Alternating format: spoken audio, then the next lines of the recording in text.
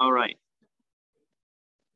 All right. So we got up to page 163 towards the bottom when people hear about sick person, and then it's in the Hebrew, it's on page test.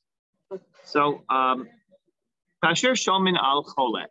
When God forbid we hear that someone is sick, Hamim mifatek bebeit knesset. So what do? We will put up a sign in the shul, or perhaps moda'abi, tone in newspaper, nalavakesh rachamim al. Please request mercy. Please daven for the following person. Then ish sam alev. Usually, you don't pay much attention to that. When you see it, you see an email goes out. Please daven. You look at it. You say something. You say it to Hillam, and you go on. Or sometimes we'll do after davening, we'll give a clap on the bima and we'll say, someone is having surgery today, let's say Tehillim. And the reality is that not everybody, we don't always pay attention, we don't time. And everybody goes on their way to do what they had to do that day. Who knows how many, he's saying how many lives we've lost that we are held responsible for because we don't pay attention to those moments when we are asked to daven for someone and literally they're dependent upon your tefillos rabbi. That's what we're talking about until now, that there is this complete dependency that other people have on our tefillos. So if I'll say, turn page. The gam zem and daven shehem inyan shel hergel. Part of this is the idea of hergel. Sorry, I skipped a line here. The Od Shama Brachos, it says in the Gemara in Brachos, Amar Rava said, in Talmid Chacham hu, if a person is a scholar,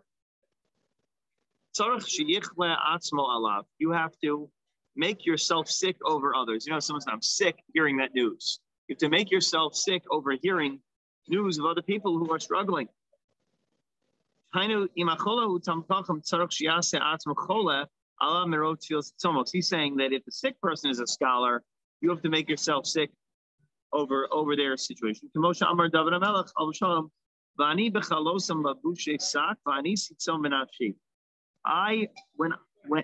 they are ill, my clothing, it becomes sackcloth. I afflict myself. Why do we afflict ourselves? Why do we fast? Why do we take our leather shoes off and wear non-leather shoes on a fast day? Because we have to make ourselves sick over the situation, over the reality, or over other people's situation. And that's the case. If that's the ideal, the optimal stance. So how can we how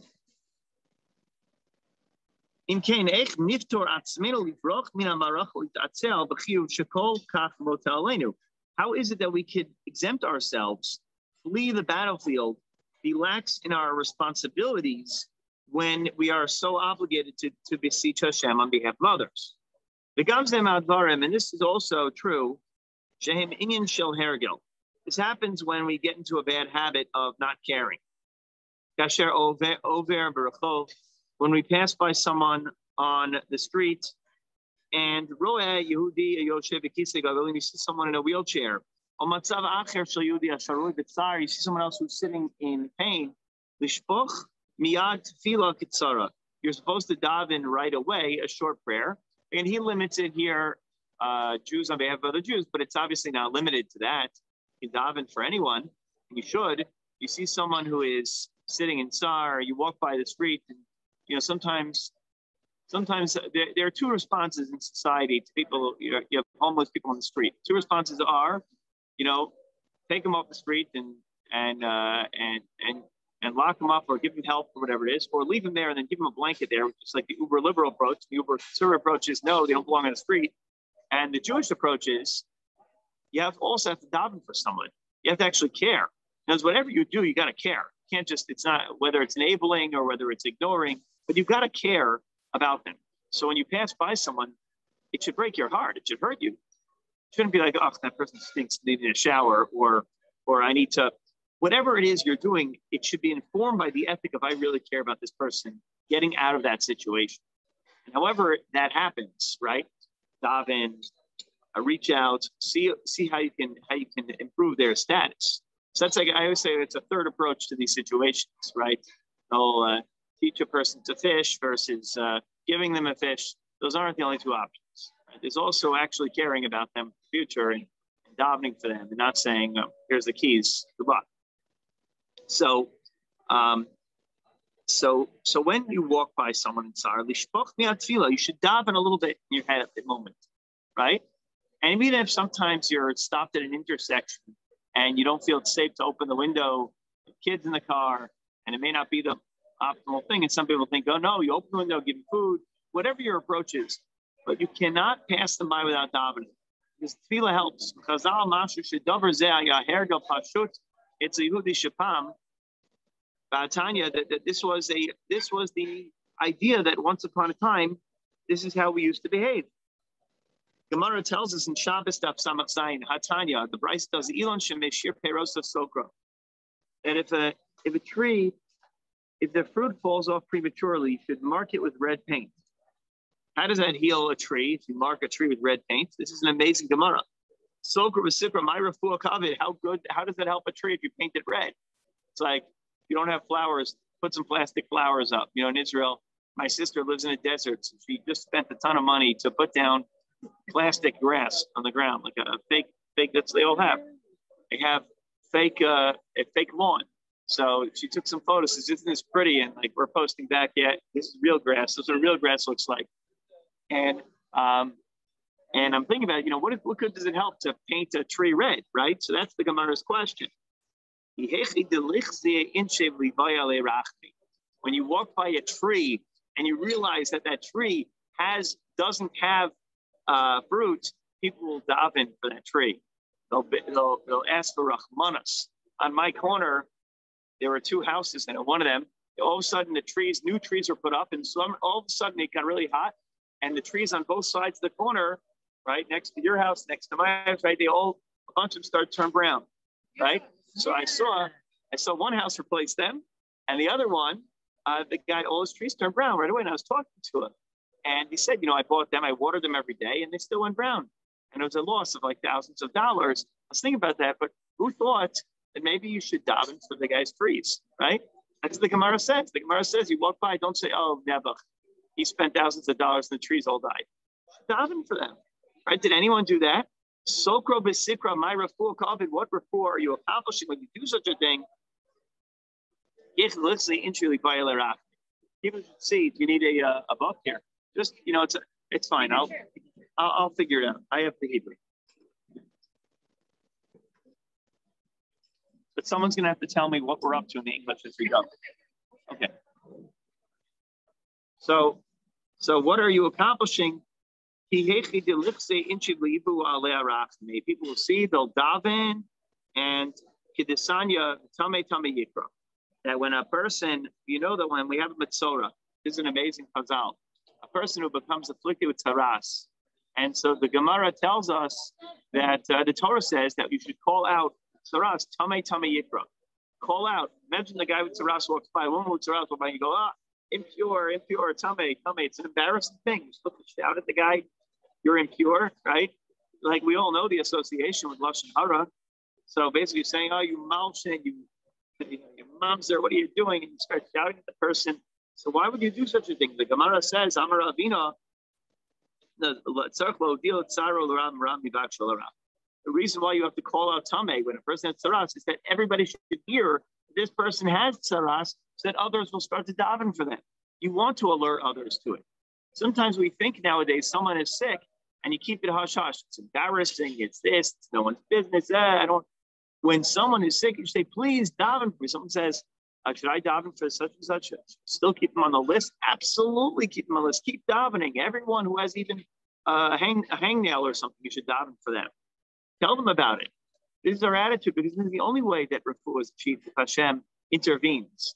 So there's no shame involved in it. Again, you have to find a way to truncate the list so you're not keeping people in school for 5 hours reading a list.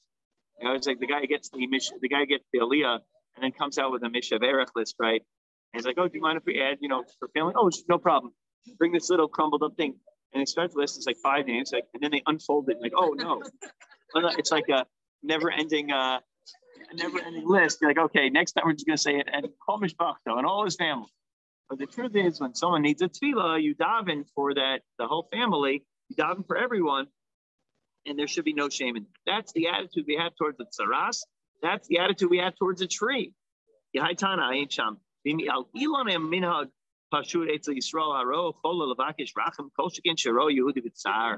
So if that's the attitude we have when we see a tree, if that's the attitude we have when we see someone as tzaras who basically brought it upon themselves because they went around telling Lashon Hara on Facebook about everyone else, right? Thinking that they're saving people somehow. If that's our attitude towards people who don't deserve rachamim based on our standard or trees, and all the more so should we be davening for everyone. We pass by someone in the street, they see someone sleeping nebuch in a sleeping bag. I daven for them. You see someone who's not feeling well, right? Our attitude, unfortunately, during COVID, I think, has become both extremely sensitive towards other people and also extremely insensitive. Someone sneezes or coughs, say, stay away from me. You're a murderer. You hate elderly people. What's wrong with you? And while you can interpret it in any other way, but what about Rahmanas? What about davening for people? Did we forget about that? That's the basic approach. Oh,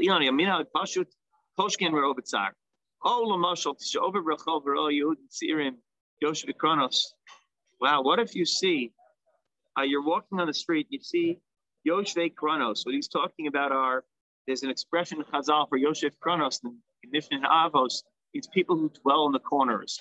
People who dwell in the corner. Yoshev Kronos means they have nothing better to do with their time. They're wasting their time doing nothing other than, standing on the corner. When we were in YU, so the last year I was in campus. I was married and I was living in an apartment on 185th in Amsterdam, and our building there was a guy, one of the characters of the building, we called him Once, which means 11, Spanish. He didn't know English, I didn't know Spanish, Spartan knows Spanish, but I interacted with him on the elevator. I don't know what he did for a living, but his wife owned a salon, and it was on the corner there. And he would stood on the corner and just joked around with people as they walked by. He was like professional Yosef Kronos.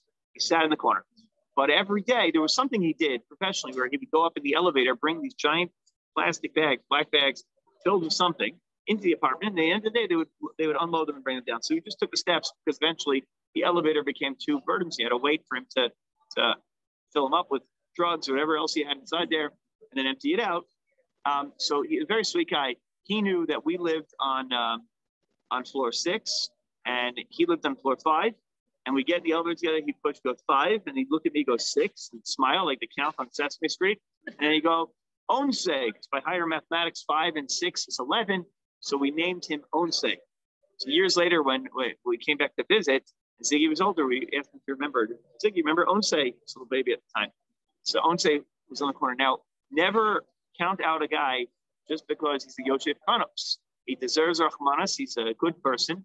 He was warm, compassionate, and on alternate side day, whenever they had to move the cars, he would move my car for me because he had nothing better to do but stand in the corner. So we all gave him our keys, and he just moved our cars while we were in Seder. Unbelievable. So yeah, you have to be a mensch to everyone. You have to care for everyone. Anyway, so that's the story of Onse. I'm going to write a ballad about him one day. What if you see kids? They should be in school and they should be in learning. And they're instead playing around the corner. Whoa, he says, the spiritual illness that is associated with people who are cutting class and not in school and they're not getting an education. How much pain it's causing their parents, right? We talk about the situation on the streets today where there are on a given weekend in Chicago, how many people are shot and killed, Rahman al-Islam, and we don't. And maybe it's too dangerous for us to go there and go and try to hang out in the streets and run some welfare program or whatever it is, or some chizuk program.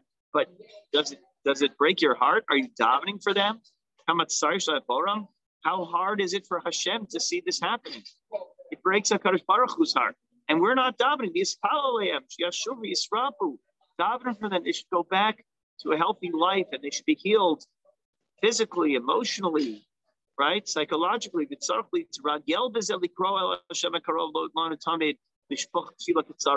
should daven regularly for people who are not in a healthy place. This has to be part of our regular experience. It doesn't take much. You're walking by someone. It's not like you have to go and make an extra seder, like a fourth tefillah in the day. You're walking by them. You say hello and you daven. Say a little tefillah. How hard is it to do that, right? Instead of looking at the phone and checking some update and see whether Simone Biles is competing in a what do you call it today or not in an Olympic event. Who cares? Daven. We're davening for her. I don't know, but daven for someone. And that's what he's telling us. Right? I had a great chiddush. The sugya hadana behevdel shebein yochid tzibor. In the sugya that is between the individual and the tzibor. The Zardino, that there is a Gzardin, we're in the middle of 165. That is, there is a Gzardin, Shel Tzibor Nikrav and Epach Latova Mashenke B'Yachid. That when you have a tzibor, a congregation, davening for something, it reverses a person's judgment. That was a negative judgment. So let's say there's a Gzardin on an individual. They're going to have a really terrible financial quarter, or someone Lo Aleinu who's going to get sick.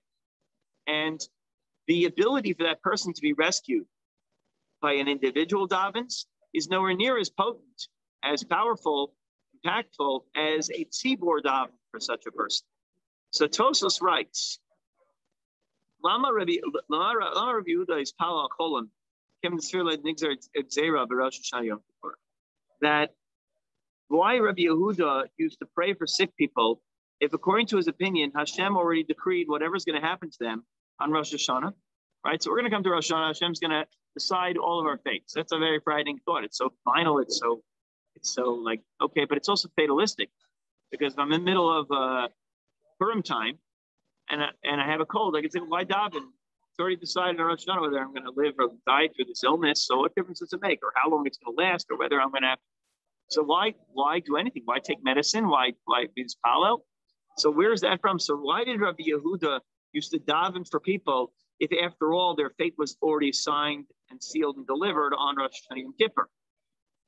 Tosas deals with that, and he answers.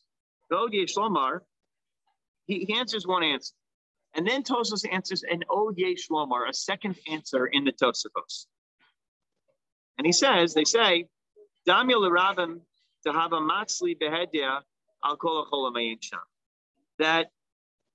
it's akin to a tzibor, rabim, many people davening on behalf of a person. Agav minyan od chiddush shambatosos the Omer Rabbeinu Tam shol yechle vaday lo matzin on el Rabbi Yossi aval shisrap matzin al liba de huyama. So he says two things. He says, number one is the divine decree against an individual cannot be reversed, but one against the community can be torn off and changed for the better. So this is true. It's true that when you see someone suffering, that whatever their decree was decreed on Rosh Hashanah is final. There's nothing you can do about it. But a tzibor has the ability to do so. So what happens when I get involved in that person's plight? I am joining them as a tzibor. It's now me joining them. And now we've created a status of tzibor, and now we have the ability to tear up a decree, even if it was decided on Rosh Hashanah. So then he quotes, that's his answer. A prayer for the community is different because their decrees can be torn up. So Yehuda's prayer was like for the community, because he would pray for him together with the sick person. What an amazing finish. So this really is the koach hatfilah, that when you daven for someone, it's not just that you have a mandate to care about them and to pray for them. It's that you're actually creating a chalos. I'm using halachic terminology. You're creating a chalos tefillah b'tzibor. You're creating a congregational prayer by joining them when you see them. You're creating a tzibor. Now, it doesn't mean that you don't have to daven with the minyan. We have to make sure people daven with the minyan. And otherwise, if we take this attitude, unfortunately, we'll never have a minyan. Because everyone's davening for this person, I'm keeping them in mind. Just send an email around with a bunch of names and we have a tzibur. Don't want to take that to an extreme. But the fact that when you daven for someone else who's sick, who other people are surely davening for, you join them and you create a tzibur is an incredibly new idea that Tosfos is adding. And that means that a tzibur tefillah is never unanswered and can undo an evil decree that was issued on Rosh Hashanah. Any questions before we go on this idea? I do a question kind of on that. Is this book written by a contemporary rabbi? He's contemporary. He passed away about 15, 20 years ago. Yeah. But the Tosfos is right. The Rishon, right? Talking about 1200s, right? So, but he adds now furthermore, Tosfos adds another chiddush in the name of Rabbeinu Tam. Rabbeinu Tam is one of the Balei Tosafos, son-in-law of Rashi. He writes that to pray that a person should not fall sick at all is possible according to Rabbi Yossi, but according to all views, we may pray that a person should recover. In other words, maybe you can't say that a person never falls sick. Okay, but that a person should recover is possible. It's because it is decreed when people will fall sick, but it's not decreed when they will recover. So another chiddush is that Min HaShamayim on Rosh Hashanah, Hashem determines who's going to get sick. So everyone's saying, look how many people are sick with COVID. Okay, that's determined. That's predetermined. But what's not predetermined is how many of them will recover. That's a frightening thought. And it's a powerful thought that we can intervene at that point and how sick someone will get, whether it will just be a cough or asymptomatic or whatever, or something more severe, or whether their lungs will be able to recover from something. All of that is not predetermined. All of that is dependent upon Shamayim. So now there are different views on whether a person is, so now it's a daven, you sneezed, you have a complete refuah. So when someone is in the beginning of the year decreed that they're going to get sick, we may not have an impact, says Rabbi Yossi. Okay, we may have an impact, maybe we don't, but we do have an impact on what happens afterwards. And number two is the idea, the first chiddush is that we join the tzibur, we become a halachic status of a tzibur, of a congregation, when we daven for someone. Okay. The Ra'isi V'Toso, so now Zion, up to O Zion. This is going to bring us hopefully to the end of I don't know if we'll finish today, but the end of this very lengthy chapter called Kriya, calling out. Tefillah is a form of practical hishtadlus. Hishtadlus means trying our best. Ikar tefillah, nikrat b'Torah, avoda. Tefillah is called avoda. The Gemara says, Ezu avoda shbalev, what is service of the heart? That's tefillah. So ikar tefillah nikrat b'Torah avoda. And you shall service Hashem with all of your hearts. What is avoda of the heart? That is prayer. It's the most glorious mode of prayer that we can ever articulate. Is the ikar tzura tefillah is kasher oved b'fnei Hashem yisparach ba'avana hakara she'omed u'mvakiv b'fnei Elokim elyon nora. Is when we dive in with a sense of recognition, awareness, and understanding of who we stand, for whom we stand, before whom we stand. But there's another mode of prayer. And it is a great idea that that deals with the way God runs His world. Outside of tefillah, there is a divine ability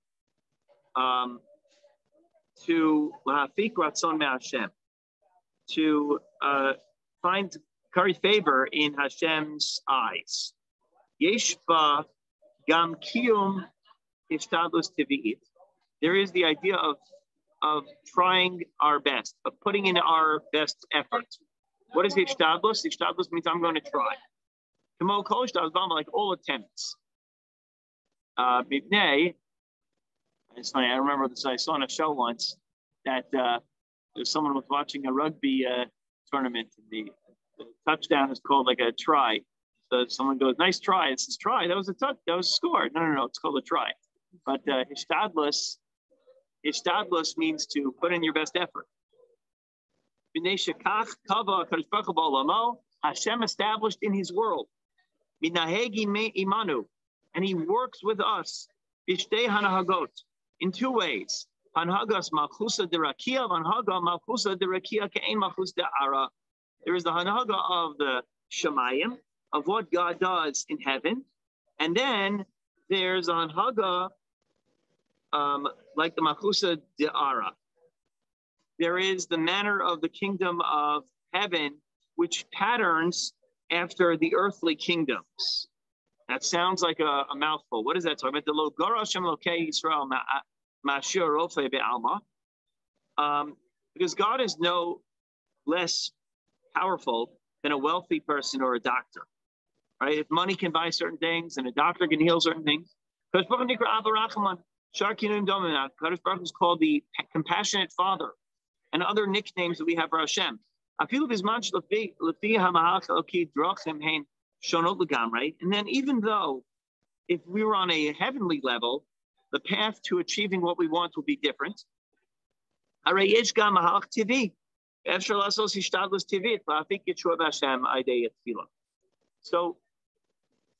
So God has two methods of intervening. One is miraculous, heavenly, and the other way God intervenes is through derech hateva, through nature.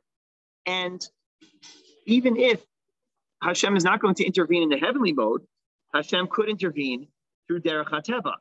And through tefillah, a person can do natural hishtadlus to elicit Yeshua from Hashem. In other words, what he's saying is tefillah is like medicine. Tefillah is like you take the ibuprofen, you have a headache. And so don't think of tefillah as a metaphysical intervention. Don't think of tefillah as I'm doing something spiritual. Tefillah is practical medicine 101, right? So although God's job is to rule over the heavens above and the spiritual domain, our world is to do hishtadlus. Hishtadlus involves medicine, involves upkeep, maintenance of your body, but it also involves tefillah. That's practical teva, that's nature. And in the Shemona Esrei, in the Shemona Esrei we daven, we say Baruch Atah Hashem, Rofei Cholei Amo Yisrael, the healer of the sick of Israel. The kasha is difficult. Refuah isn't something special just for Israel. And we don't mention Israel only by things that are muchad, that are unique to Israel. We have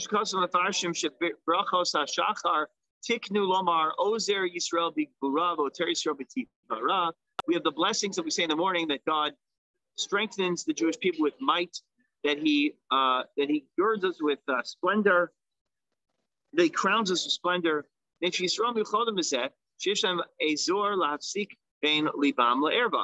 Jewish people are supposed to have a physical division between their heart and the physical part of their body below, and that's why we wear belts when we daven, or some sort of elastic or separation. And we wear a crown on our head. So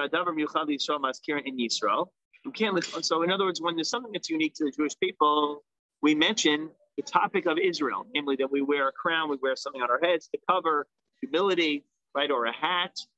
But we also, and that's when we daven, we cover our heads. But also, we have a separation. When we daven, we're supposed to have a separation. Chassidim are makbid to put a gartel on the outside, right? Or you wear a belt, or even elastic in clothing, that counts as separation. Therefore, the bracha mentions the Jewish people because that's a unique Jewish thing. What are you saying? The heart and the lower part of the body, makom erba.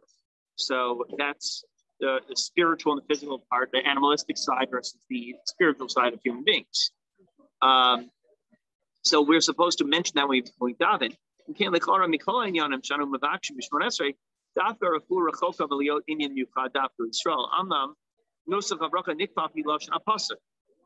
So what is he talking about here?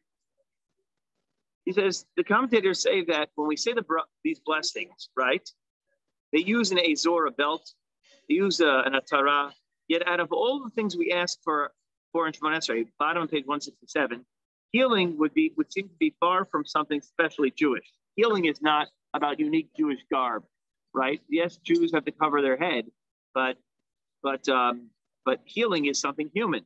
Albeit the wording of the blessing is nonetheless patterned after a Jewish expression. It says, Ani Hashem Rofecha, I am Hashem, your healer. Which is interesting, which means that Hashem has a special relationship as the doctor of the Jewish people, right? So the question is, Emet, Kasha Ma Refuah Miuchet Israel. Why is healing special to the Jewish people? Isn't healing for everyone? Everybody goes to a doctor, and we certainly daven for everyone. Nirha Biur. The explanation is, top of page 168.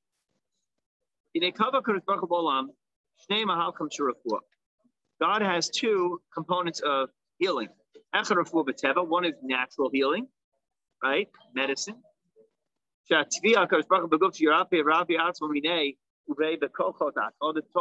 also gave human beings the ability to heal themselves. So we can't regenerate our arm. Like you get your arm chopped off, it's not going to grow back like a lizard, but we could regenerate cells and we heal. And if you get a cut, it scabs, and eventually the skin heals itself. It's a miracle. That shouldn't happen if that's part of the teva. It's a miracle of teva, part of the miracle of nature. By the way, one of the great things I learned about was with my son's predicament was that the body learns how to regenerate things that you wouldn't imagine regenerates. So he had a colon removed, and they put something else to the colon. They created they took part of the intestines and they made that into a colon. Now, those are not, they're almost the same part of the body, but they're not. It's like saying the nose and the eye, they're very close. Totally different organs. They actually shouldn't function the same at all, but it was re-engineered by a human being and sewn into the spot where it's going to function as a colon.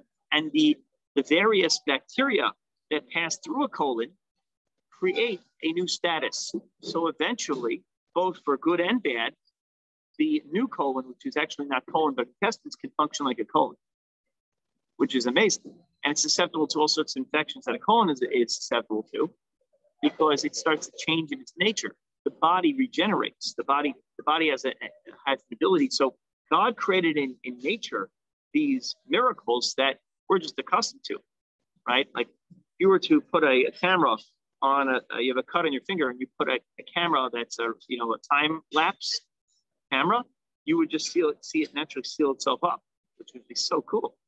Like that would be the coolest thing ever. But that's teva, that's nature. And then you have ein maskirim ein Yisrael b'dvarim michal Yisrael, but that's not special to the Jewish people per se. That's just the human condition. But we only mention the Bnei Yisrael for things that are special for the guf. The guf is Yiravi Atzma Minei Ovei, the Kokal Atzma. Zurafu Mido Shel Kodesh Baruch Hu. Sheni, the second one, Aidei Shadorshim Beropim. The second aspect is that we make an appeal to doctors. So yes, we talk to God. God is the one who heals naturally, but then we appeal to doctors, and we pay our health insurance, and we bring someone to see a specialist. The Torah says, you shall surely heal. The Torah tells us we shall seek medicinal intervention. We have a Torah obligation to go to a doctor. Now, why? That almost seems like a contradiction. If you believe in God, why would you go to a doctor? But the Torah says you should.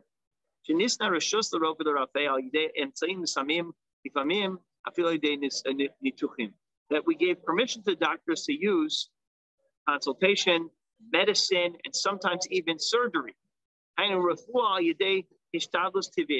Torah allows us and requires us to seek medicinal intervention.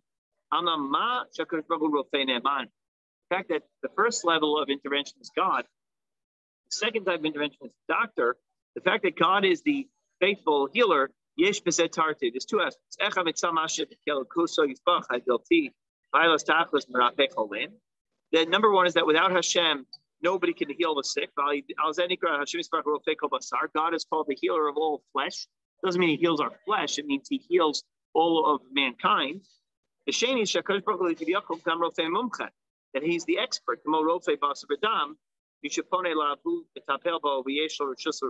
Just as you have an expert trained to be an expert in feet or eyes or ears, right? You have an expert, and you have an expert for cats, an expert for horses, right? You have an expert for every type of creature. I want to go back to school and become a platypus specialist. That's nobody in the world is a platypus specialist. I'll be the world's foremost authority on platypi. So But there's a special street thing. Hashem is the Rofe Mumcha for everything. Kamo Rofe Basar B'Dam. He has permission. God is no worse than any of those specialists. He is the specialist of every kind. Just as in the world, everyone has a specific specialist that they go to for a particular ailment. Hashem heals them. Now, what is God's specialty? This is something that may not sit well with the world, but we're saying that he is suggesting that Hashem is the personal doctor for Bnei Yisrael. Hashem is the personal healer for the Jewish people. He has a specialist in treating Jewish illness. That doesn't mean God doesn't treat all illness, but he's a specialist when it comes to Bnei Yisrael's illness, Machlot Yisrael. Ve'ata, that means that there's a whole Tay-Sachs unit, because that's like a Jewish ailment, right? Because Baruch Hu focuses on this disease, which is really interesting. I'm not making a joke. Like if there's a disease that afflicts Jewish people, you have to wonder whether Baruch Hu is especially focused on that, right? Like that's really, it's perplexing. But then come up shutim and b'milim ani Hashem rofecha. A professor Amar like a professor says to a what's a faizant?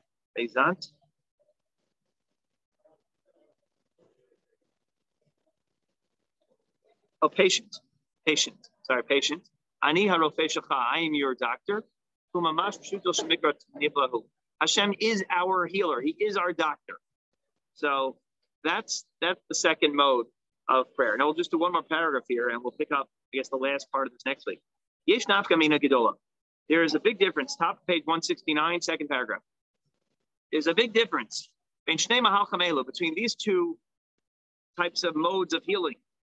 Shemitzad koach rafua v'zeshu yitbarach eloki olam. Harei mitzad midat elokim yesh cheshbonot shonim v'amukim me'od me'od kigon cheshbon ma'aseh adam v'avaro b'atid ve'od ve'od. That when Hashem heals, He is God of the world. The attribute of Elokim brings various considerations that are profound. For instance, the reckoning of a person's deeds of the past and future, who they will become, what they were. Hashem has to decide, Yishmael, is he worthy to be saved? He's sitting in the desert. Who will he be, right? What will he accomplish? Consequently, a person's healing is dependent upon deep, encompassing calculation. That's one part. But when Hashem heals the Rofei Cholei Amo Yisrael,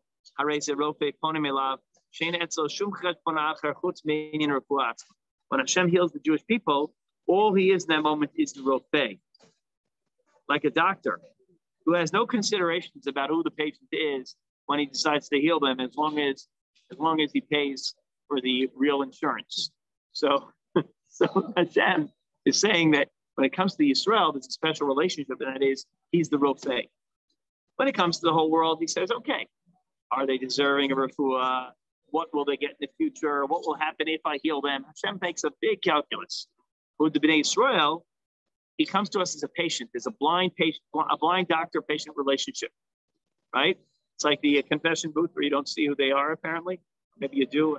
I don't know, movies, it seems like they do see who they're beneath the booth. I have no idea. But Hashem, we come to Hashem, and there's a blindness there. He heals us because we're Yisrael, and he's the Rofei Kol Yisrael. Let's say a person goes to a medical expert. When the doctor sees his patient, he doesn't examine his deeds. Say, well, I don't know. How were you last year? Let's see if we should give you the real medicine or not, or the placebo. He just gets to the point. If there's a treatment, the patient can see him, and the patient can pay for it. He heals him. Well, I was kind of being cynical about it, but yeah, meaning you have to be able to afford the medicine to be able to do it. That's part of a Kadosh Baruch Hu. So with Hashem is the healer of the Jewish people. When we turn to him as Bnei Yisrael, Hashem heals us. Now, there's a difference, of course, and that's we could pick up on that on that next time as we finish this last chapter, because I don't want to rush it.